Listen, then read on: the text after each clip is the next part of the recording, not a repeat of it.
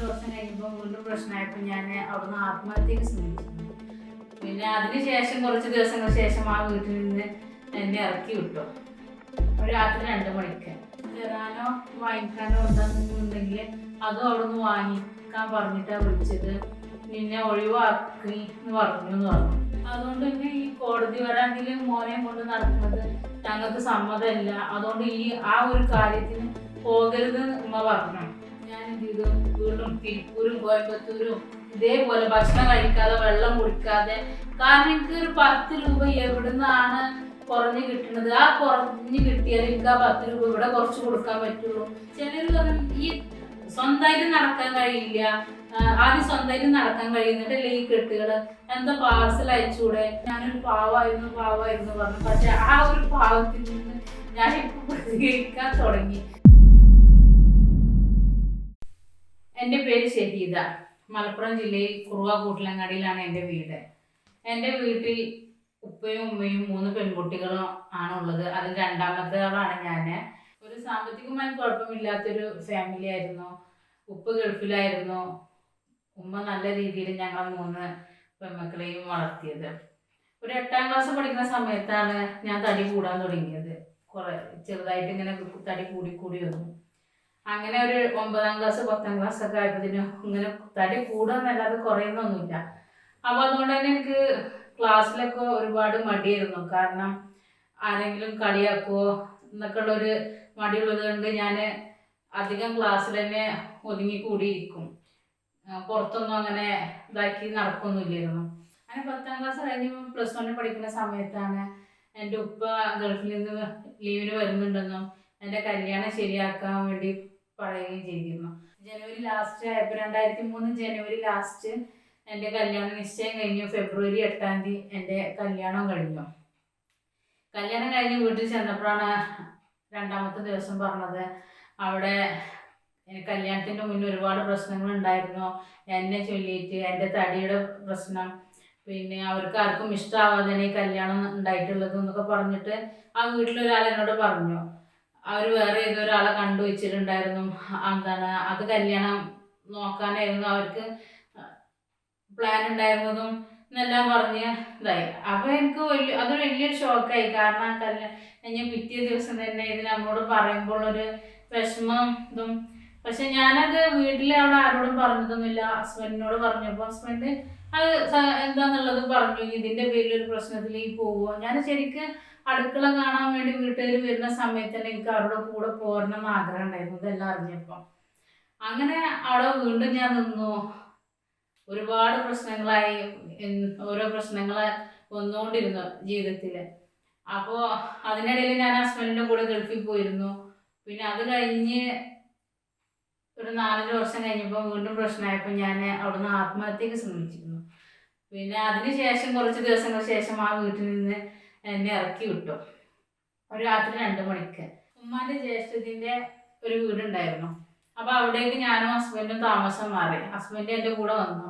അവിടെ വെച്ച് ഞാൻ പ്രഗ്നൻ്റ് ആവുകയും ഹസ്ബൻഡിൻ്റെ ലീവ് കഴിഞ്ഞ് ഹസ്ബൻഡ് ഗൾഫിലേക്ക് തിരിച്ചു പോവുകയും ഞാൻ എൻ്റെ വീട്ടിലേക്ക് തിരിച്ചു പോന്നു. ഒരു 5.5 മാസമായപ്പോൾ കുട്ടിക്ക് ഇളക്കില്ല എന്ന് പറഞ്ഞിട്ട് ഒരു 8 ദിവസം ഹോസ്പിറ്റലിൽ അഡ്മിറ്റ് ചെയ്ത് ഹസ്ബൻഡ് 8 ദിവസത്തെ ലീവിന് വരുന്നുണ്ടെന്ന് ഡിസ്ചാർജ് വാങ്ങിയിട്ട് ഞാൻ വീട്ടിലേക്ക് പോന്നു.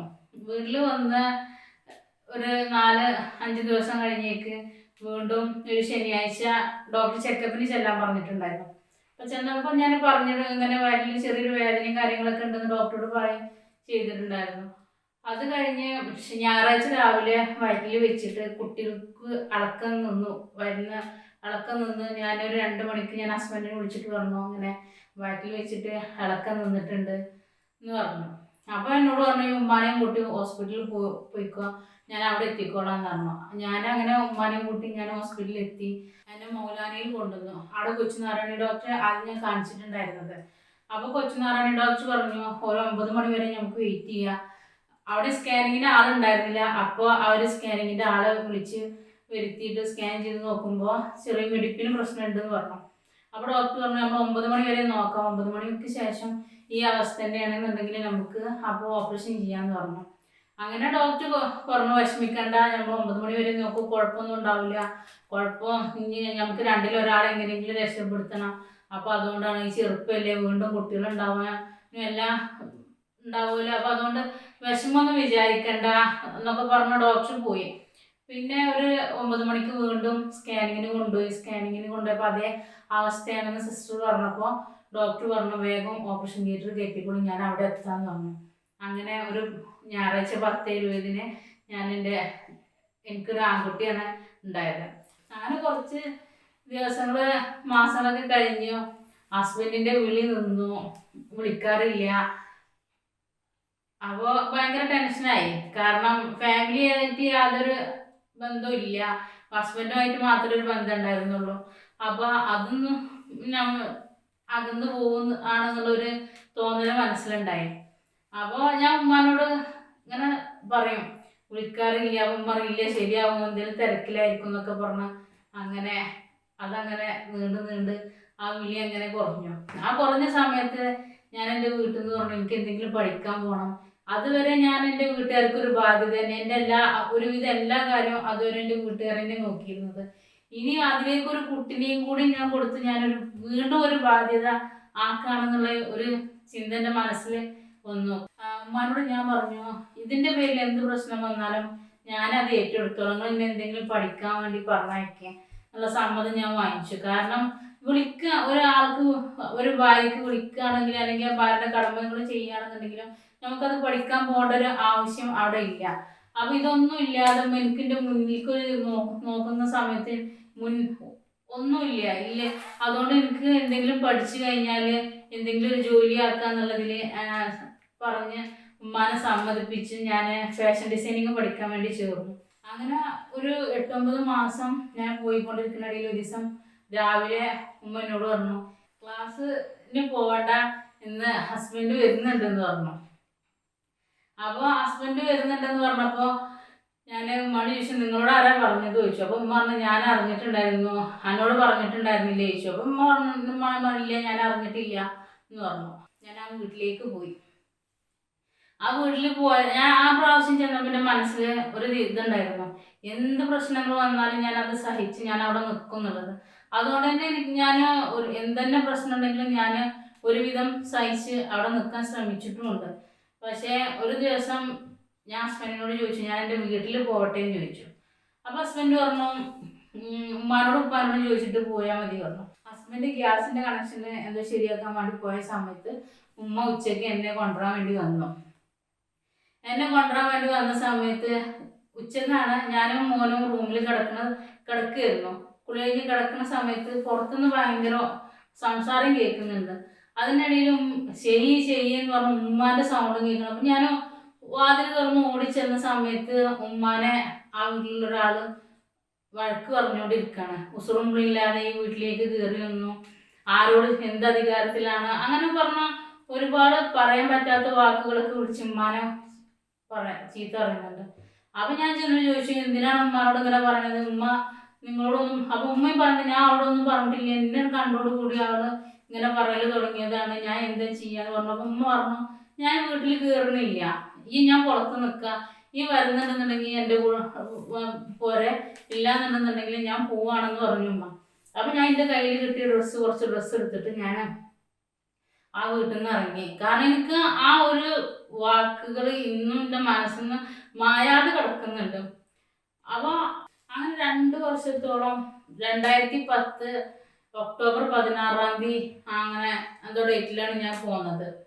പിന്നെ 2 വർഷത്തോളം ഞാൻ പുറത്തിറങ്ങിയിട്ടില്ല. പുറത്തിറങ്ങാന്ന് പറഞ്ഞാൽ കാരണം ഇതെന്താണെന്നറിയില്ല, ജീവിതം ഇനി എങ്ങോട്ടാണ്, അതോ ഇവിടെ അവസാനിച്ചോ എന്താണെന്നൊന്നും അറിയില്ല. അപ്പം എനിക്ക് പുറത്തിറങ്ങാൻ മടിയായി. കാരണം ആൾക്കാർ ചോദിക്കും, എന്താണ് വിളിക്കണില്ല എന്നൊക്കെ ചോദിക്കും, ഇത് വിളിക്കാറില്ല. അപ്പോൾ അങ്ങനെയൊക്കെ ഓരോ ഇതാലോചിച്ചിട്ട് ഞാൻ പുറത്തിറങ്ങാതെ മടിച്ച് നിന്നു 2 വർഷം. മോനെ ഉമ്മയും ഉപ്പയും എല്ലാ സ്ഥലത്തും കൊണ്ടുപോകും. ഞാനാണെങ്കിൽ ഒരു പരിപാടികൾക്കോ ഒന്നിനും, ഒരു കുടുംബത്തിൽ ഒരു പരിപാടികൾക്കും ഞാൻ ഇറങ്ങാതെ ഞാൻ എൻ്റെ വീട്ടിൽ തന്നെ 2 വർഷം ഒതുങ്ങി കൂടി. അങ്ങനെ ഇരിക്കുന്ന സമയത്ത് ഉമ്മയോട് ചോദിച്ചപ്പോൾ ഉമ്മ വീണ്ടും ജോലിക്ക് പോകാൻ സമ്മതിച്ചു. അപ്പം ഞാൻ ചെറിയ ചെറിയ ജോലികളൊക്കെ എന്നോ കഴിയുന്നതൊക്കെ ഞാൻ നോക്കി അതിനൊക്കെ പോയി. ചില 3 മാസം വർക്ക്, 6 മാസം വർക്ക്, അങ്ങനെ. അതിനിടയിൽ ഞാൻ ജിടെക്കിൽ കമ്പ്യൂട്ടറിന് ചേർന്നു. NCERTയിൽ ഒരു കോഴ്സ് ഉണ്ടെന്ന് പറഞ്ഞാൽ അതിന് കമ്പ്യൂട്ടറിന് അതും പഠിച്ചു. അപ്പോൾ ഇത് രണ്ടും പഠിച്ച് കമ്പ്യൂട്ടർ പഠിച്ചു കഴിഞ്ഞാൽ എവിടെയെങ്കിലും നല്ലൊരു ജോലി കിട്ടും എന്നുള്ളൊരു പ്രതീക്ഷയിലാണ് അത് പഠിച്ചതെങ്കിലും, പക്ഷെ എവിടെ പോയാലും പിന്നെ +2 ഇല്ലേ എന്നുള്ള ഒരു ഇത് വന്നു. 10ാം ക്ലാസ് നിർത്തിയതല്ലേ. അങ്ങനെ ഞാൻ ഡിസ്റ്റൻസ് ആയിട്ട് +2 ചെയ്ത് ഡിഗ്രിക്ക് അഡ്മിഷൻ എടുത്തു. മലബാർ ഇൻസ്റ്റിറ്റ്യൂട്ട് എന്ന് പറഞ്ഞൊരു ഇതിൽ ഞാൻ ജോലിക്കും പോയി. അങ്ങനെ അവിടെ വെച്ച് അത് പോയി കുറച്ച് ആയ സമയത്താണ് ഉപ്പാക്ക് ഒരു വയറുവേദന വരുന്നത്.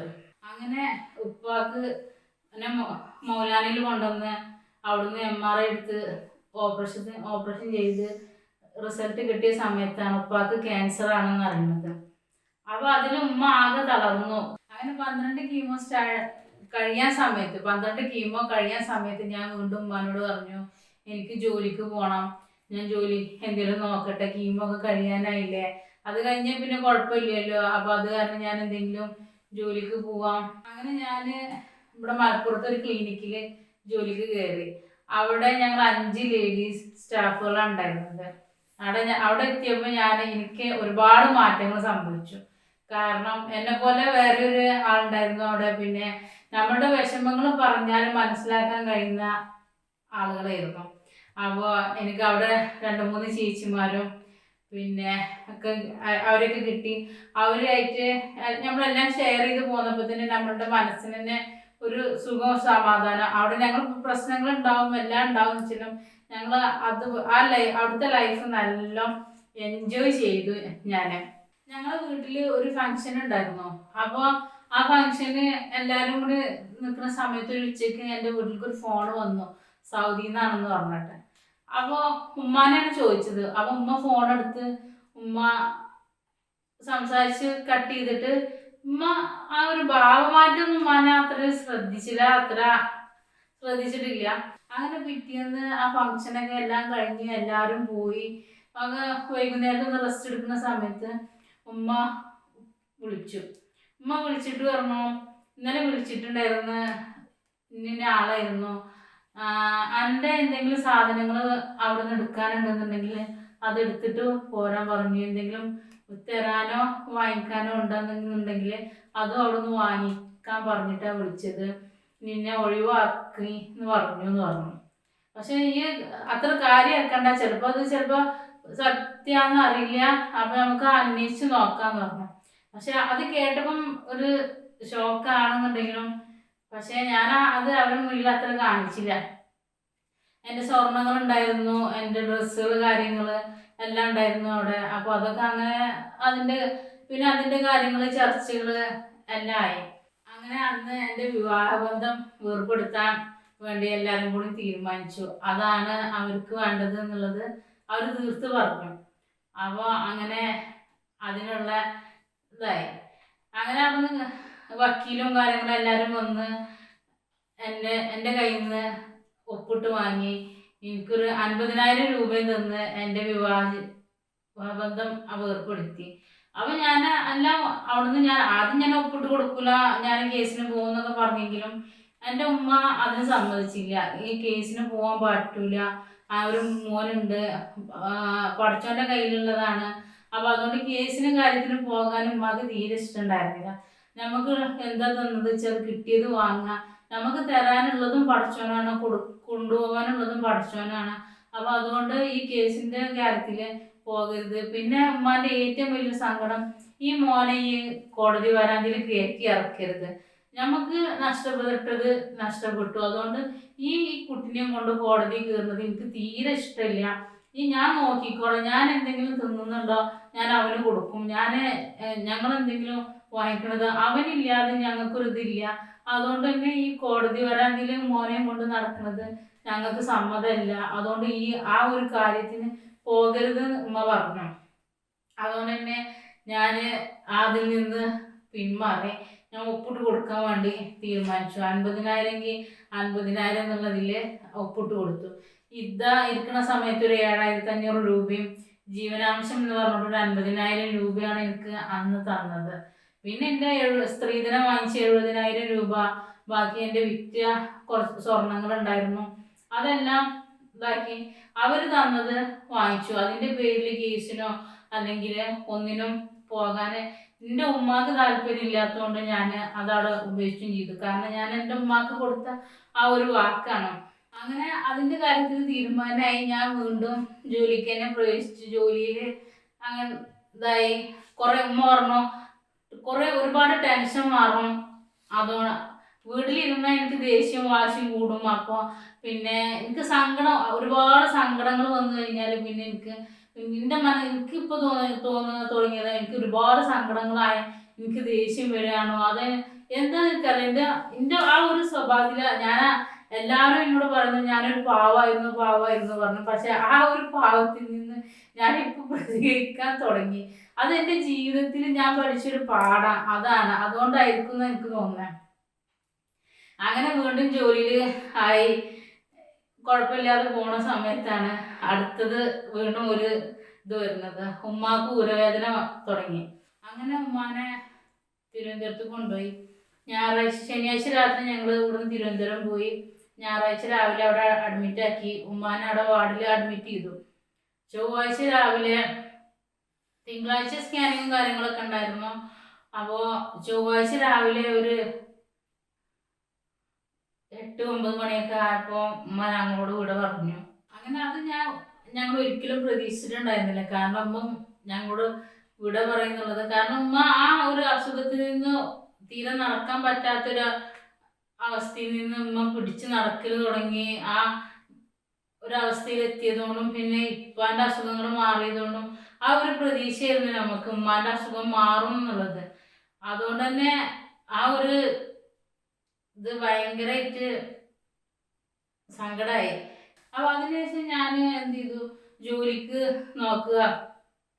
ഒരുപാട് ശ്രമിച്ച് ശരിയാവണില്ല. മോനെ എങ്ങനെയെങ്കിലും സ്കൂൾ ബുക്ക് വാങ്ങിക്കണം, ബാഗ് വാങ്ങിക്കണം, പിന്നെ അതൊക്കെയായിരുന്നു. അപ്പോൾ ഇതൊക്കെ ആരുടെ നിന്നും പൈസ കിട്ടില്ല എന്ന് കണ്ടപ്പോൾ എൻ്റെ അടുത്ത് സ്വർണ്ണം ഉണ്ടായിരുന്നു.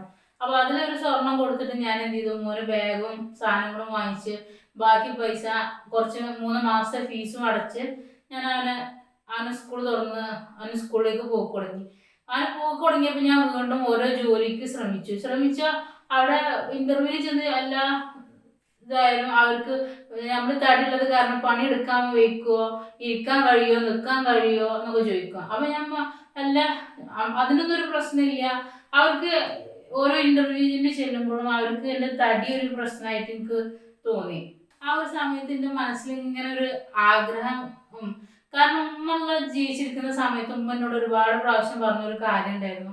ഈ മറ്റുള്ള ഓഫീസുകളിൽ ജോലിക്ക് പോവാതെ ഇനി ഒരു ഡിസൈനിങ്, ഒരു സ്റ്റിച്ചിങ് സെൻറ്റർ ഒരു സ്റ്റിച്ചിങ് സെൻറ്റർ നീ നടത്തി നോക്കുക, എനിക്ക് അറിയുന്ന ഫീൽഡല്ലേ. അപ്പോൾ അതുകൊണ്ട് തന്നെ അതിൽ ഞാനും ഉപ്പയും എല്ലാം സഹായിക്കാം. നമുക്കൊരു റൂം എടുത്തിട്ട് ഒരു 2-3 ആളെ വെച്ച് നമുക്ക് തുടങ്ങല്ലേ ചോദിക്കും. അപ്പം ഞാൻ പറയും ഞാൻ ഇല്ല. അപ്പം പറയും അതിന് എത്ര പൈസ വേണമെന്നുണ്ടെങ്കിലും ഞാൻ ശരിയാക്കിക്കോളാം, അത് ഞാൻ ഇറക്കിത്തരാം, ഈ അതിൻ്റെ ഇതൊക്കെ മനസ്സിലാക്കി ഈ അവിടെ നോക്കി നിന്നാൽ മതി എന്ന് പറയും. അപ്പം ഞാൻ പറയും എനിക്ക് മണ്ടഭാഗ്യം ഇല്ലാത്തതാണ്, ഒരു കാര്യത്തിലും എനിക്ക് മണ്ടഭാഗ്യം ഇല്ല, ഒരു ഇതും ഇല്ലാത്തതാണ്. അതുകൊണ്ട് അത്രയും പൈസ ഇറക്കി കഴിഞ്ഞിട്ടുണ്ടെന്നുണ്ടെങ്കിൽ ഞാൻ ചിലപ്പോൾ ആ പൈസ നഷ്ടപ്പെട്ട് കഴിഞ്ഞ് അത് വേണ്ട. ഇതിപ്പോൾ എന്ന് പറഞ്ഞാൽ എവിടെയെങ്കിലും ജോലി എടുത്താൽ മാസം ശമ്പളം മാത്രം നമുക്ക് കിട്ടുമല്ലോ, ശമ്പളം വാങ്ങിച്ചാൽ മതിയല്ലോ, ബാക്കിയുള്ള റിസ്കുകളും ഒന്നുമില്ലല്ലോ. അതുകൊണ്ട് ആരെന്ത് പറഞ്ഞാലും ഞാൻ പൈസ ഇറക്കിയിട്ടുള്ള ഒരു പരിപാടിക്കും ഞാൻ ഇല്ല എന്ന് പറയും. പക്ഷെ ആ സമയത്ത് കിടക്കുമ്പോഴും എൻ്റെ മനസ്സിക്ക് ഇതന്നെ വന്ന് ഉമ്മ ഇങ്ങനെ ഈ പറയുന്ന പോലെ ഇങ്ങനെ തോന്നി. അപ്പം ഞാൻ വിചാരിച്ചു ഇനി എന്തുകൊണ്ട് ഇന്ന് എനിക്ക് ഇതുപോലെ ഒരു ടൈലർ സ്റ്റിച്ചിങ് സെൻറ്ററോ തുടങ്ങിക്കൂടാന്നുള്ളൊരു ആഗ്രഹം വന്നു. അപ്പോൾ വന്നപ്പോൾ ഞാൻ എൻ്റെ ഏട്ടത്തി, അനിയത്തി, ഉപ്പനോടൊക്കെ പറഞ്ഞു ഞാൻ വീടിൻ്റെ മുന്നിൽ ഷീറ്റ് ഇട്ടിട്ടുണ്ട്, ആ ഭാഗത്ത് 2 സൈഡും പടുത്തിട്ട് ഞാൻ അവിടെ ഒരു സ്റ്റിച്ചിങ് സെൻറ്റർ തുടങ്ങുകയാണ്. അവിടെ കുറച്ച് മാക്സിയും കൊണ്ടുവന്ന് വെച്ചിട്ട് മാക്സിൻ്റെ തുണിയും കൊണ്ടുവന്ന് വെച്ച് ഞാൻ തുടങ്ങിയാലും അവരോട് ചോദിച്ചു. അങ്ങനെ ഇതിൻ്റെ അടുത്ത് പോകാൻ വേണ്ടി അത്ര പൈസയൊന്നുമില്ല, ഞാൻ ഈ സ്റ്റിച്ച് ചെയ്ത് കിട്ടി കുറച്ച് പൈസ എൻ്റെ കയ്യിലുള്ളൂ. അപ്പം ഇപ്പം എന്നോട് ചോദിച്ചു എനിക്ക് എവിടുന്നാ പൈസ ചോദിച്ചപ്പോൾ ഞാൻ പറഞ്ഞു എങ്ങനെ പൈസ ഉണ്ടാക്കണം എന്നും പറഞ്ഞു. അങ്ങനെ ഞാൻ പൈസ ഓരോരുത്തരോട് ചോദിച്ചപ്പോൾ എവിടുന്ന് എനിക്ക് കിട്ടിയില്ല. കാരണം ഞാനൊരു ജോലി ഇല്ലാതെ ഇരിക്കുകയാണ്. എനിക്കത് എങ്ങനെ കടം തരും എന്നുള്ളത് കൊണ്ട് എനിക്കും ഓരോ ഒഴിവുകൾ ഓരോരുത്തർ പറഞ്ഞു. അപ്പം ഞാൻ അവരോട് ഇങ്ങനെ കാര്യം പറഞ്ഞു, എനിക്കിങ്ങനെ പൈസ വേണം, അപ്പോൾ പൈസ എൻ്റെ കയ്യിൽ എനിക്കിങ്ങനെ തുടങ്ങാം. അവൻ എന്നോട് പറഞ്ഞൊരു കാര്യമുണ്ട്, ഞാൻ 10,000 20,000 എനിക്ക് വേണമെന്നുണ്ടെങ്കിൽ തരാം, പക്ഷെ ജീവിതത്തിൽ ഈ തോറ്റ് പിന്മാറരുത്, നീ ജയിച്ചു വരണം എന്ന് പറഞ്ഞു. അപ്പം ഞാൻ പറഞ്ഞു അതിൽ എനിക്ക് ഉറപ്പ് പറയാൻ പറ്റില്ല, കാരണം എനിക്ക് കുറച്ച് കഴിഞ്ഞാൽ അതിൻ്റെ കൂടെ മാറും, എനിക്കിത് പോകുമെന്നൊന്നും എനിക്കറിയില്ല. അവൻ എന്നോട് വീണ്ടും പറഞ്ഞത് ജീവിതത്തിൽ ഇതുവരെ തോറ്റുപോയി, പക്ഷെ ഇനിയെങ്കിലും ഒരു പ്രാവശ്യമെങ്കിലും നീ ജയിക്കണം, ജയിച്ച് കാണിച്ചു കൊടുക്കണം, ഈ തോൽക്കാനല്ലല്ലോ, പട്ടിയെ പോലെ പണിയെടുത്തിട്ടാണെങ്കിൽ രാജാവിനെ പോലെ ജീവിക്കണം എന്നാ പറഞ്ഞിട്ടുള്ളത്. അതുകൊണ്ട് തന്നെ എൻ്റെ കയ്യിൽ നല്ലൊരു ഇത് ഉണ്ട്, അപ്പോൾ ഈ അതിന് ഞാൻ പൈസ തരാം, പക്ഷെ ഞാൻ തോറ്റിട്ട് വരരുത് എന്ന് പറഞ്ഞു. അങ്ങനെ എനിക്ക് അക്കൗണ്ടിലേക്ക് 10,000 രൂപ തന്നു. അപ്പം ഞാൻ ഇപ്പാനോടും മോനോടും പറഞ്ഞ് അന്ന് സ്കൂളിൽ ലീവുള്ള ദിവസം ഞങ്ങൾ എന്ത് ചെയ്തു, തിരുപ്പൂര് പോകാൻ വേണ്ടി തീരുമാനിച്ച് രാവിലെ വീട്ടിൽ നിന്ന് തിരുപ്പൂർ പോകാൻ വേണ്ടി ഇറങ്ങി. അപ്പോൾ ഉപ്പാക്ക് വയ്യാതായി, ഉപ്പാൻ്റെ കാലിനൊരു കുരുവൊക്കെ വന്ന്, അപ്പോൾ ഉപ്പാനും കൂടി പോകാൻ വയ്യ. മോന് ഇവിടെ ഉണ്ടായിരുന്നു, അപ്പോൾ മോന് സ്കൂളുണ്ട്. അപ്പം ഞാൻ ഉപ്പാനോട് പറഞ്ഞു ഞാൻ നാളെ രാവിലെ ഞാൻ അങ്ങനെ കോയമ്പത്തൂർ പോവാം എന്ന് പറഞ്ഞു. അപ്പോൾ ഉപ്പ് ചോദിച്ചു ഒറ്റക്ക് ചോദിച്ചു. അപ്പം പറഞ്ഞു ആ ഒറ്റക്ക് പോയി നോക്കാം എന്ന് പറഞ്ഞു. അപ്പോൾ അങ്ങനെ ഞാൻ എന്ത് ചെയ്തു, രാവിലെ പോടെ ഉപ്പാൻ്റെ സമ്മതം വാങ്ങിച്ചിട്ട് ഞാൻ അന്ന് രാത്രി ഇവർക്കുള്ള ഫുഡെല്ലാം ഉണ്ടാക്കി വെച്ചു. രാവിലെ ചായയും കടിയും കറിയും, മോന് സ്കൂളിൽ പോകണം, അപ്പോൾ അതിനുള്ള ചായ കടി കറി, പിന്നെ അതുപോലെ തന്നെ ഉച്ചയ്ക്കുള്ള ചോറും കറിയൊക്കെ അന്നത്തെ ദിവസം വെച്ച് ഞാൻ രാവിലെ 4 മണിയാകുമ്പോൾ ഞാൻ വീട്ടിൽ നിന്ന് ഇറങ്ങി. വീട്ടിൽ നിന്ന് ഇറങ്ങി ഉമ്മ കിടക്കുന്ന പള്ളിൻ്റെ അടുത്ത് എത്തിയപ്പോൾ ഞാൻ ഉമ്മാനോട് ഒറ്റ കാര്യം പറഞ്ഞു, ഞാനിവിടെ നിന്ന് ഇറങ്ങി കഴിഞ്ഞാൽ എൻ്റെ ശരീരത്തിന് എന്തെങ്കിലും കേട് പറ്റുകയാണെന്നുണ്ടെങ്കിൽ ഒരിക്കലും എന്നെ ഇങ്ങോട്ട് തിരിച്ചു കൊണ്ടുവരരുത്. കാരണം ഞാൻ ഒറ്റയ്ക്ക് അവിടെ പോയി എന്തെങ്കിലും ഒരു പ്രശ്നം അല്ലാന്നുണ്ടെങ്കിൽ ഇന്നത്തെ കാലത്ത് അങ്ങനെ എന്തെങ്കിലും ഒന്ന് വന്ന് ഇതായി കഴിഞ്ഞാൽ ജീവനോടെ എന്നെ ഒരിക്കലും ഇവിടെ മടക്കി കൊണ്ടുവരരുത്. അങ്ങനെ അല്ലാന്നുണ്ടെങ്കിൽ മാത്രം എന്നെ മടക്കി കൊണ്ടുവന്നാൽ മതി എന്ന് പറഞ്ഞിട്ട് ഒരു മനസ്സിക്ക് ഒരു ധൈര്യം സംഭരിച്ച് ഞാൻ പോവാണ്. ഒരിക്കലും എൻ്റെ ഉമ്മ ഉണ്ടെന്നുണ്ടെങ്കിൽ ചിലപ്പോൾ എന്നെ അങ്ങനെ വിടുക പറഞ്ഞയക്കൂല. അപ്പോൾ അതൊക്കെ മനസ്സിൽ ഓർമ്മിച്ചിട്ടാണ് ഞാൻ ആ സമയത്ത് ഞാൻ അവിടുന്ന് ഇറങ്ങിയത്. അങ്ങനെ പോയി. അങ്ങനെ മലപ്പുറത്ത് പാലക്കാട് ബസ് കയറി പാലക്കാട് നിന്ന് കോയമ്പത്തൂർ പോയി. ഞാൻ കോയമ്പത്തൂരിൽ നിന്ന് സാധനങ്ങൾ നോക്കാൻ തുടങ്ങി. അപ്പോൾ അവിടെ ഒരു കടയിൽ നിന്ന് എനിക്ക് 10 ചുരിദാർ ഇഷ്ടമായി. കുറച്ച് ചുരിദാർ കണ്ടപ്പോൾ അതിൽ നിന്ന് 10 മാറ്റി വെച്ചു. അങ്ങനെ ഒരു 10 ചുരിദാർ എടുക്കാൻ വേണ്ടി ഞാൻ തീരുമാനിച്ചത്, എനിക്ക് തിരിച്ചു വരാനുള്ള പൈസ ഞാനവിടെ മാറ്റി വെച്ചു. പിന്നെ അവിടെ ഹോട്ടൽ തിരഞ്ഞ് നടക്കാൻ എനിക്കറിയില്ല, ഭാഷ അറിയില്ല, എനിക്ക് മലയാളം മാത്രമേ സംസാരിക്കാൻ അറിയുള്ളൂ. പിന്നെ കേട്ടാലും എല്ലാം അറിയുന്നുണ്ടെന്നുണ്ടെങ്കിൽ തിരിച്ച് പറയാൻ എനിക്കൊന്നും അറിയില്ല. പിന്നെ ഞാൻ ഒറ്റക്കാണ് വന്നിട്ടുള്ളത്, അല്ലെങ്കിൽ നമ്മുടെ മുഖഭാഗവത്തിലോ അല്ലെങ്കിൽ അങ്ങനെ എന്തെങ്കിലും ഒരു പ്രശ്നം വന്നിട്ടുണ്ടെങ്കിൽ ആർക്കെങ്കിലും മനസ്സിലാവോ, എൻ്റെ കൂടെ ആളില്ല, ഞാൻ ഒറ്റക്കാണ് എന്നുള്ളത് മനസ്സിലാവുമോ എന്നൊക്കെ പേടിച്ച് ഞാൻ ഹോട്ടൽ തിരഞ്ഞു പോയില്ല. പിന്നെ വെള്ളം കുടിച്ച് കഴിഞ്ഞാൽ ബാത്റൂം അന്വേഷിച്ച് പോകേണ്ടി വരും. അപ്പോൾ അതും ഒരു പേടിയായിട്ട് ആകെ ഒരു വെള്ള ബോട്ടിൽ, ഞാൻ ഇവിടുന്ന് 4 മണിക്ക് പോയതിന് ശേഷം ഞാൻ ആകെ ഒരു വെള്ള ബോട്ടിൽ മാത്രം വാങ്ങിച്ചു. അത് അത്ര ദാഹം വന്ന സമയത്ത് ഭക്ഷണം വാങ്ങിച്ചില്ല, വെള്ളം വാങ്ങിച്ചില്ല. പിന്നെ ഇതൊക്കെ രണ്ടും കഴിച്ച് പിന്നെ ആ ഒരു ഇതിൻ്റെ പൈസ അത്രയും പോകില്ലെന്ന് വിചാരിച്ച് ആ ഭക്ഷണം ഒന്നും കഴിക്കാതെ ഞാൻ തിരിച്ചെന്ത് ചെയ്തു, പാലക്കാട് നിന്ന് കോയമ്പത്തൂരിൽ നിന്ന് പാലക്കാട് വന്നു. പാലക്കാട് നിന്ന് മലപ്പുറം ബസ് കയറി ഇവിടെ എത്തിയപ്പോൾ എൻ്റെ കയ്യിൽ ആകെ ബാലൻസ് ഒരു 120 രൂപ മലപ്പുറത്ത് എത്താൻ ഉണ്ടായിരുന്നു. ഒരു 120 രൂപ ബാലൻസ് ഉണ്ടായിരുന്നു. അപ്പം പക്ഷെ എനിക്ക് വെള്ളത്തിന് ദാഹിച്ചിട്ട് എനിക്ക് ഇവിടെ ബസ്സിൽ ഇരിക്കാൻ പറ്റുന്നില്ല. ഞാൻ ഇപ്പം വിളിച്ചിട്ട് പറഞ്ഞു, ഇപ്പം ഞങ്ങൾ ബസ് സ്റ്റാൻഡിൽ വരണം, മലപ്പുറം ബസ് സ്റ്റാൻഡിൽ വരണം, വരുമ്പോൾ ഒരു വെള്ളക്കുപ്പി വാങ്ങിച്ചിട്ട് ഒരു പഴംപൊരി വാങ്ങിച്ചിട്ട് നിങ്ങൾ വരുമോ, എനിക്ക് വെള്ളത്തിന് ദാഹിച്ചിട്ടാണെന്ന് പറഞ്ഞു. അപ്പോൾ ഉപ്പ എന്നോട് ചോദിച്ചു വെള്ളമൊന്നും കുടിച്ചിട്ടില്ലെന്ന് ചോദിച്ചപ്പോൾ ഞാൻ പറഞ്ഞു ഇല്ല, വെള്ളം വാങ്ങിച്ചിട്ടില്ല എന്ന് പറഞ്ഞു. ഇപ്പോൾ വെള്ളം കൊണ്ട് വന്ന് ഞാൻ സാധനം എല്ലാം അവിടെ ഇറക്കി. അപ്പോൾ ഇറങ്ങുന്ന സമയത്ത് ഒരാൾ ചോദിച്ചു, ഇങ്ങനെ വീട്ടിൽ ആണുങ്ങളുണ്ടായിട്ട് ഇത്രയും വലിയൊരു ലഗേജ് വാങ്ങിക്കാനാണ് അവിടെ പോയിട്ടുള്ളത് എന്ന് പറഞ്ഞിട്ട് എന്തൊരു ഇത് പറഞ്ഞു. അപ്പോൾ അത് കേട്ടപ്പോൾ എനിക്ക് ഭയങ്കര ഒരു സങ്കടമായി. അത് അത്ര വലിയൊരു ലഗേജ് ആയിരുന്നില്ല. ഒരു 10 ചുരിദാറിൻ്റെ ഒരു കെട്ട് മാത്രമേ ഉണ്ടായിരുന്നുള്ളൂ. പക്ഷെ ഞാൻ ആ 10 ചുരിദാർ കൊണ്ടുവന്ന് എൻ്റെ വീട്ടിൽ വെച്ചു. അന്ന് എൻ്റെ വീട്ടിൽ ആള് വന്നപ്പോൾ ആ 10 ചുരിദാറിൽ 6 ഒരാളെടുത്തു, 2 ഒരാളെടുത്തപ്പോൾ നല്ല രസമുണ്ട് എന്ന് പറഞ്ഞു. അങ്ങനെ ഞാൻ അടുത്ത വീട്ടിലെ താത്താരും എനിക്കിതിൽ ഭയങ്കര സപ്പോർട്ട് ചെയ്യുന്നു. കാരണം ഞാനിത് ഫസ്റ്റ് അവരോട് പറഞ്ഞിരുന്നു, ഞാനിങ്ങനെ തുടങ്ങുമെന്ന് പറഞ്ഞപ്പോൾ അവർ പറഞ്ഞു ഈ തുടങ്ങിക്കോ, ഞങ്ങളൊക്കെ വാങ്ങിക്കും, എനിക്ക് നല്ല സെലക്ഷൻ അറിയാമെന്ന് അവരെന്നോട് പറഞ്ഞിട്ടുണ്ടായിരുന്നു. ചുരിദാർ ഡ്രസ്സ് പോകുമെന്ന് മനസ്സിലായപ്പോഴാണ് ഞാനത് ചെയ്തത്. ഞാനൊരു ചെറിയൊരു കട സെറ്റപ്പിൽ ആ റൂമാക്കി മാറ്റിയിട്ട് ഞാൻ എന്ത് ചെയ്തു, വീണ്ടും തിരുപ്പൂരും കോയമ്പത്തൂരും ഇതേപോലെ ഭക്ഷണം കഴിക്കാതെ വെള്ളം കുടിക്കാതെ, കാരണം എനിക്ക് ഒരു 10 രൂപ എവിടുന്നാണ് കുറഞ്ഞ് കിട്ടുന്നത്. ആ കുറഞ്ഞ് കിട്ടിയാൽ എനിക്ക് ആ 10 രൂപ ഇവിടെ കുറച്ച് കൊടുക്കാൻ പറ്റുള്ളൂ. കാരണം കസ്റ്റമർ കിട്ടണം. ഒരു കട ഇവിടെ തുടങ്ങിയിട്ട് കച്ചവടം ഇല്ലാതെ നിൽക്കുന്ന സമയമാണ്. അപ്പോൾ അതുകൊണ്ട് വീണ്ടും നമ്മൾ തുടങ്ങിയാൽ ആ അവസ്ഥയിൽ എത്തുമോ, അങ്ങനത്തെ ഒരുപാട് ഇതുണ്ട്. അപ്പോൾ അതുകൊണ്ട് ഞാൻ എവിടെ 10 രൂപ കുറക്കുന്നു അവിടെയൊക്കെ എനിക്ക് ഇതുമ്പോൾ ലാഭം കിട്ടേ നോക്കിയിട്ടുള്ളൂ. അതുകൊണ്ട് തന്നെ വെള്ളം കുടിക്കാതെ, പിന്നെ ചോറ് കൊണ്ടുപോയാൽ എവിടെ വെച്ച് കഴിക്കുക, കൈ കഴുകാൻ ഈ ഇത്രയും വെള്ളം ഇതൊക്കെ നമ്മൾ അങ്ങോട്ടും കൊണ്ടുപോകണം. അപ്പോൾ അത് കാരണം ഞാൻ എന്ത് ഭക്ഷണം ആണ് ഒഴിവാക്കിയതെന്ന്. അങ്ങനെ അത് തുറന്നു, കസ്റ്റമർ വരാൻ തുടങ്ങി. ഈ കൊണ്ടുപോയ ആൾക്കാരാണ് എനിക്ക് വീണ്ടും വീണ്ടും ആൾക്കാർ എത്തിച്ചു തന്നത്. ഒരാൾ കൊണ്ടുപോയി അവരടുത്ത് ഇങ്ങനത്തെ സാധനങ്ങളുണ്ട്, മാക്സി ഉണ്ട്, ചുരിദാറുണ്ട്, രസമുണ്ട്, റേറ്റ് കമ്മിയാണെന്നുള്ള ഇത് അവർ പബ്ലിസിറ്റി ആക്കി. നമ്മുടെ നാട്ടുകാർ ഈ കൊണ്ടുപോണ താത്താർ അവരൊക്കെ അവർ പബ്ലിസിറ്റി ആക്കി തന്നു എനിക്ക്. അങ്ങനെ ഒരു നോട്ടീസ് കാര്യങ്ങളൊന്നും അടിച്ചിട്ടൊന്നുമില്ല. അവർ കൊണ്ടുപോയി അവരുടെ ഫാമിലിയിൽ പറഞ്ഞു ഇത് ഇവിടെ നിന്ന് എടുത്തതാണ്, ഇവിടെ ഒരാളിങ്ങനെ ചെയ്യുന്നുണ്ട്, അപ്പോൾ അവിടെ നിന്ന് എടുത്തതാണ്. അങ്ങനെ അവരെനിക്ക് പബ്ലിസിറ്റി ആക്കി തന്നു. അങ്ങനെ ഓരോരുത്തരും അന്വേഷിച്ച് എൻ്റെ വീട് അന്വേഷിച്ച് സാധനങ്ങൾക്ക് വന്നു, സാധനങ്ങൾ അങ്ങനെ കൊണ്ടുപോയി. അങ്ങനെ കുഴപ്പമില്ലാതൊരു കച്ചവടം നടക്കുന്ന സമയമായിരുന്നു. അങ്ങനെ വലിയ, കാരണം വാടക വേണ്ട, കറണ്ട് ബില്ല് ഒക്കെ വീട്ടിൽ നിന്ന് തന്നെയാണ്. പിന്നെ നമുക്ക് ഫ്രീ ടൈം ആരെങ്കിലും വരുന്ന സമയത്ത് അത് തുറന്നെടുത്ത് കൊടുത്താൽ മതി. അങ്ങനെ ഒക്കെ ഒരു നല്ലൊരു ഇതിൽ തന്നെയായിരുന്നു പോയിരുന്നത്. പിന്നെ അങ്ങനെ മൂന്നാളായി, പിന്നെ 4 ആളായി. അപ്പോൾ അങ്ങനെ ഓരോരുത്തർ വന്ന് ചോദിച്ച് അങ്ങനെ സാധനങ്ങൾ കൊടുക്കും. പിന്നെ അവർക്ക് വേണ്ടത് അവർ ടോപ്പ് വേണമെന്ന് പറഞ്ഞു, പിന്നെ മഫ്ത വേണമെന്ന് പറഞ്ഞു. അങ്ങനെ അവർ പറയുന്ന എക്സ്ട്രാ സാധനങ്ങളും ഞാൻ അവർക്ക് അതിൽ കൊണ്ടുവന്ന് കൊടുക്കാൻ തുടങ്ങി. അങ്ങനെ ഒരു റൂം എടുത്ത് ഞാൻ ഇതിൽ കച്ചവടം സ്റ്റാർട്ട് ചെയ്തു.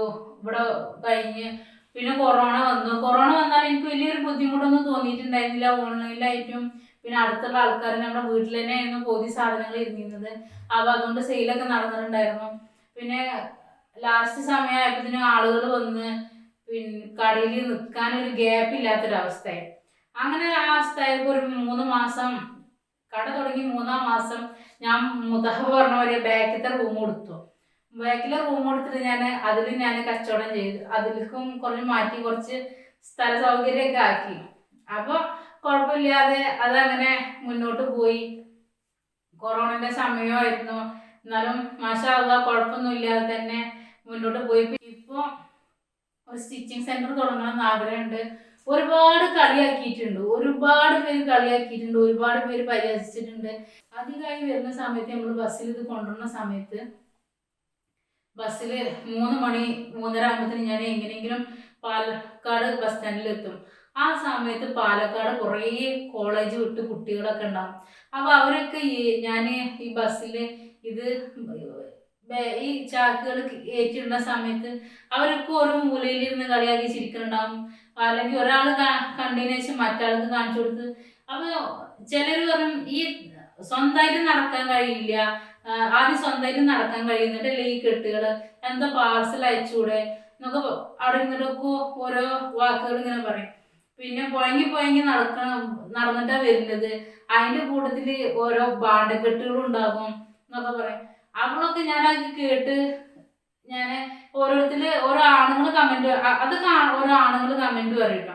പക്ഷെ ഞാൻ അപ്പോൾ വിചാരിച്ചു ഇതൊക്കെ കേട്ടിട്ട് ഇതൊക്കെ കൊണ്ടുവരണോ, ഇതൊക്കെ ഇവിടെ നിർത്തിയാലോ എന്ന് വിചാരിച്ചു. പിന്നെ ഞാൻ എന്ത് ചെയ്യും, ചിലപ്പോൾ സമയത്ത് 3 മണിക്ക് ആയാലും ഞാൻ എന്ത് ചെയ്യും, പാലക്കാട് നേരത്തെ എത്തിയാൽ ഈ സാധനങ്ങളൊക്കെ ബസ് സ്റ്റാൻഡിൻ്റെ ഒരു മൂലയിൽ കൊടുന്നിട്ടിട്ട് ഞാൻ നല്ല ഡീസൻ്റ് ആയിട്ട് ഞാൻ അവിടെ കസാരയിൽ ഇരിക്കും. കാരണം എന്താ, ഈ പെൺകുട്ടികൾ ഇവിടുന്ന് പോയതിനു ശേഷം ഈ ബസ്സിൽ കയറ്റിയിടാൻ വിചാരിച്ചിട്ട്. ഇല്ലാന്നുണ്ടെങ്കിൽ ഈ കുട്ടികളൊക്കെ ഇങ്ങനെ ചിരിക്കുമ്പോൾ ശരിക്കും എനിക്ക് മടിയായിരുന്നു. കാരണം നമ്മള് അപ്പോഴൊന്നും എനിക്ക് ഈ തടിനെ പറ്റിയൊന്നും ഉള്ള ഒരു ഇതില്ല. എനിക്ക് എങ്ങനെയെങ്കിലും എനിക്കും എൻ്റെ മോൾക്കും ചെലവിനുള്ള കാശ് എനിക്ക് ഉണ്ടാക്കണം. അതിന് ഞാൻ മറ്റുള്ളവരോട് ചോദിക്കൂല. കാരണം പിന്നെ രണ്ടാമതൊരു കല്യാണം കഴിക്കാൻ ഒരുപാട് നിർബന്ധിച്ചിട്ട് ഞാൻ പോവാതിരുന്നിട്ട് പിന്നെ ഞാൻ മറ്റുള്ളവർക്ക് ഒരു ബാധ്യത ആകരുത്, ഈ ഒരു ചിന്തയായിരുന്നു എൻ്റെ മനസ്സിലുണ്ടായിരുന്നു. ഞാൻ എൻ്റെ വീട്ടിൽ നിൽക്കുകയാണെന്നുണ്ടെങ്കിലും അതൊരാൾക്കൊരു ബാധ്യത ആവാതെ എനിക്കും എൻ്റെ കുട്ടിക്കുള്ള ചെലവിനുള്ള കാശ് എങ്ങനെയെങ്കിലും അധ്വാനിച്ചുണ്ടാക്കുക എന്നുള്ള ഒരു ആ ഒരു കാര്യം ആലോചിക്കുമ്പോൾ അവിടെ ആര് ചിരിച്ചാലും ആര് കമന്റ് പറഞ്ഞാലും അപ്പൊ എനിക്ക് എൻ്റെ മനസ്സിക്ക് സങ്കടമോ ഇതൊന്നുമില്ല. അന്ന് ഞാനെടുത്ത റിസ്ക്കും പിന്നെ അന്ന് ഞാൻ അത്രയും എഫേർട്ട് എടുത്തതിന്റെ ഫലമാണ് ഇതും. പിന്നെ അതിൻ്റെ ഇടയിൽ എൻ്റെ ഫ്രണ്ട് എന്നെ വിളിച്ചിട്ട് ഇടയ്ക്കിടയ്ക്ക് ഓർമ്മിക്കും, തോൽക്കാനുള്ളതല്ലേ ജീവിതം, ജയിക്കാനുള്ളതാണ് എന്ന് പറയലും അങ്ങനെ പറഞ്ഞ് ഇടയ്ക്കിടയ്ക്ക് എന്നെ ഓർമ്മിപ്പിച്ചുകൊണ്ടേ ഇരിക്കും. പിന്നെ പിന്നെ പറയുന്നതാണ്, പട്ടിയെ പോലെ പണിയെടുക്കുക, രാജാവിനെ പോലെ ജീവിക്കുക. ഞാൻ പറയും, ഞാൻ ഇത്രയ്ക്ക് റിസ്ക് എടുത്തിട്ടാണ് ഞാൻ ഈ സാധനങ്ങൾ ഇവിടെ കൊണ്ടുവന്നതും ഞാൻ കച്ചവടം ചെയ്യണതെന്ന് പറയുന്ന ഒരു വാക്കാണ്, പട്ടിയെ പോലെ പണിയെടുത്താൽ രാജാവിനെ പോലെ നിനക്ക് ജീവിക്കുക എന്ന് പറഞ്ഞിട്ടുണ്ടായിരുന്നു. അതുകൊണ്ട് ആ ഒരു ഫ്രണ്ടിന്റെ ഒരു ഹെൽപ്പ് അല്ലെന്നുണ്ടെങ്കിൽ എല്ലാം നല്ല ഒരു സഹായം തന്നെയായിരുന്നു ഉണ്ടായിട്ടുണ്ടായിരുന്നത്. അതുകൊണ്ട് തന്നെയാണ് ഞാൻ ഈ പ്ലാറ്റ്ഫോമിൽ ഇവിടെ ഇപ്പൊ എത്തിച്ചേർന്നിട്ടുള്ളതും. ഇനിയും സപ്പോർട്ട് ചെയ്യുക ഞങ്ങളെ പോലെയുള്ള ആൾക്കാരെ. കാരണം എന്താ വെച്ചാൽ ഒരുപാട് പെൺകുട്ടികൾ വീട്ടിലിരിക്കുന്നുണ്ടാകും. ഒരുപാട് എനിക്കും പുറത്തിറങ്ങാൻ മടിയായിരുന്നു. എന്നെ പോലെ പുറത്തിറങ്ങാൻ മടി വിചാരിച്ചിട്ടോ അതല്ല എന്നുണ്ടെന്നുണ്ടെങ്കിൽ എന്തെങ്കിലും വേറെ എന്തെങ്കിലും കാരണം കൊണ്ടോ ഇപ്പൊ ഞാൻ തന്നെ എന്നെ എത്രയോ ആള് പരിഹസിക്കുന്നുണ്ട് ഈ തടി വെച്ചിട്ട്. പക്ഷെ എന്നോട് ഓരോ ഇന്റർവ്യൂവിൽ ചെന്നിരുന്ന സമയത്ത് എന്നോട് ചോദിച്ചിട്ടുണ്ട്, ഈ തടി വെച്ചിട്ട് എനിക്ക് എന്തെങ്കിലും ജോലി ചെയ്യാൻ കഴിയുമോ. അപ്പൊ അതുകൊണ്ട് ഒരുപാട് പെൺകുട്ടികളുണ്ടാവും. അപ്പൊ ചെറിയ ചെറിയ തൊഴിൽ എന്തെങ്കിലും കണ്ടെത്തിയിട്ട് ജീവിക്കാൻ ശ്രമിക്കുക. നമ്മളുടേതായ സ്വന്തം കാലിൽ നിന്ന് കഴിഞ്ഞാല് അന്ന് പരിഹസിച്ചവരൊക്കെ ഇന്ന് നമ്മളടുത്ത് വരും.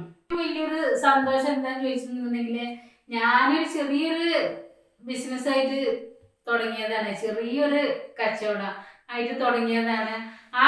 എൻ്റെ കീഴിൽ ഒരു 4 ആൾക്കാർക്ക് ജോലി കൊടുക്കാൻ പറ്റി. ജോലി ഉദ്ദേശിച്ചത് അല്ല, അവർക്കൊരു ചെറിയൊരു വരുമാനം അവർക്ക് കിട്ടി തുടങ്ങിയത്.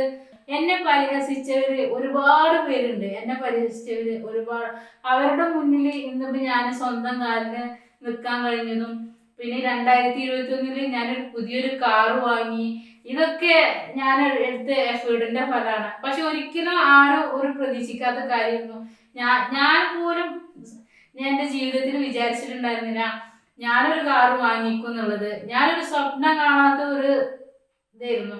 ഞാൻ ഈ ജോലിൻ്റെ ഇടയിൽ പോയിട്ട് രാവിലെ ഞാൻ ജിമ്മിന് പോയി. ഒരുപാട് പേരിൻ്റെ തടി കുറക്കണം എന്ന് പറഞ്ഞിട്ട് ഞാൻ രാവിലെ ജിമ്മിന് പോയിട്ടുണ്ടായിരുന്നു. ഞാൻ രാവിലെ നീക്കും, മോനുള്ള ഫുഡ് റെഡിയാക്കും, 7 മണിയാകുമ്പോഴത്തേന് ജിമ്മിന് പോകും. അത് കഴിഞ്ഞ് ഞാൻ ഡ്രൈവിങ് പഠിക്കാൻ പോയി, ലൈസൻസ് എടുത്തു. ഇതൊക്കെ ഞാൻ ഇതിൻ്റെ ഇടയിൽ ചെയ്തു. പക്ഷെ അങ്ങനെ ഞാൻ ഒരു കാറ് വാങ്ങിച്ചു. അതാണ് എൻ്റെ ജീവിതത്തിൽ ഏറ്റവും വലിയൊരു മറക്കാനാവാത്തൊരു സംഭവം അത് തന്നെയാണ്. പിന്നെ ഇപ്പൊ എൻ്റെ മകന് ഏറ്റവും വലിയൊരു ആഗ്രഹം എന്നെ യൂട്യൂബിലേക്ക് കൊണ്ടുവരണമെന്നും ഒരു യൂട്യൂബർ ആക്കണമെന്നുമാണ്. പക്ഷെ ഞാൻ അതിന് ഒരുപാട് എതിരായിരുന്നു.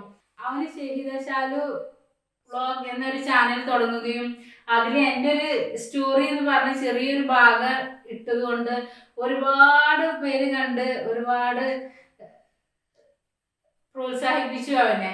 അപ്പൊ അതുകൊണ്ട് അവന് കാരണമാണ് ഞാൻ ഇന്നിപ്പോ ജോഷ് ടോക്സിൽ എത്തിയിട്ടുള്ളത്. Tell us what you think about this video and don't forget to like, share and subscribe.